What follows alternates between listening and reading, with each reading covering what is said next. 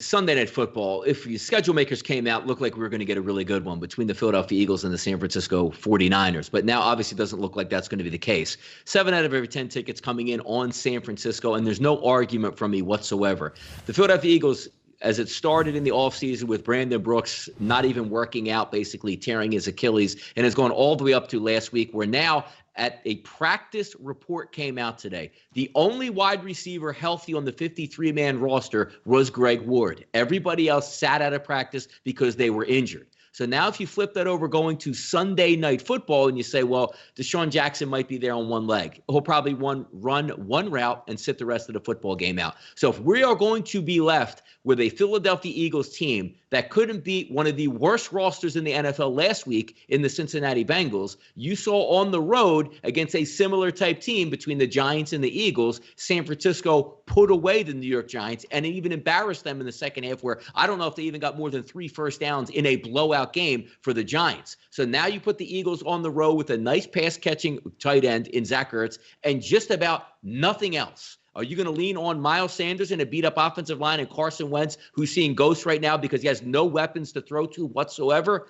I don't think that's the case here. And I'm seeing the Sixers obviously missed out on that. It's 7s across the board. The one thing I don't understand is why the over-under is going up from 43 to 46. Yeah, George Kittle's coming back. We'll see how effective he is. But if Jordan Reed's not going to be in this football game, still they're banged up at wide receiver and running back. I don't see where the points come from the Eagles here. You saw last week where the Giants couldn't do anything against that banged up San Francisco 49ers defense. I don't see the Eagles doing much here in this game. 6 may have been a buying point for me. 7's still hard to get over because it has to be a win by double digits. But I would be more than shocked if the Philadelphia Eagles won this football game. So if I think coming in that the Eagles are going to struggle, I'm going to look for San Francisco to be up a touchdown at the half in this game. That's the way I lean here, Kyle.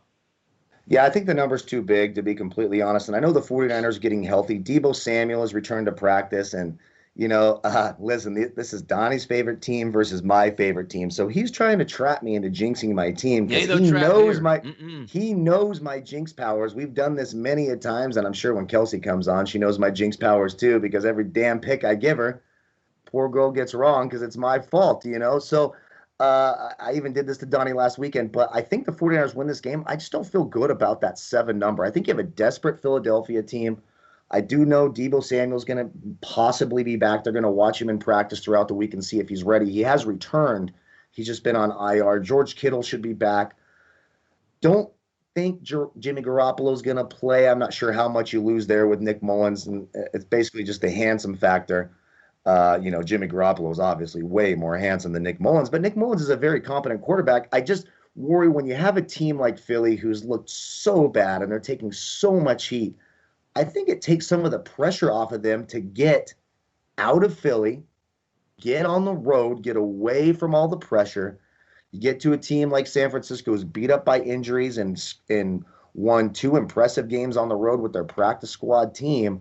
I think the 49ers win, but I think the +7 is a little too much for me. I think the Eagles cover. Niners win by 4 or 5 points. Yeah, and I can see your point on the Eagles getting away, but there's no fans in the stands at home where they're even booing them or giving them a hard time. So they're going to go on the road. And again, when you look at the Philadelphia Eagles, who couldn't beat, to me, the worst roster in the NFL, which is the Cincinnati Bengals, now you're going to go on the road and play my favorite play caller in the entire NFL, Kyle Shanahan, with an extra weapon in George Kittle if he's healthy. I just don't see the Philadelphia Eagles holding up in this environment. And then if you take a long-term look here at the Philadelphia Eagles, San Francisco, Pittsburgh off a bye now with that COVID game, and then you flip it over to the following week. Yeah, you get an easy game against the Baltimore Ravens. So it doesn't set up well for the Eagles, and it starts this week. Maybe it's time to look ahead and completely retool, because if you're injured and getting more injured, that's not a good recipe, and that's the Philadelphia Eagles in this one.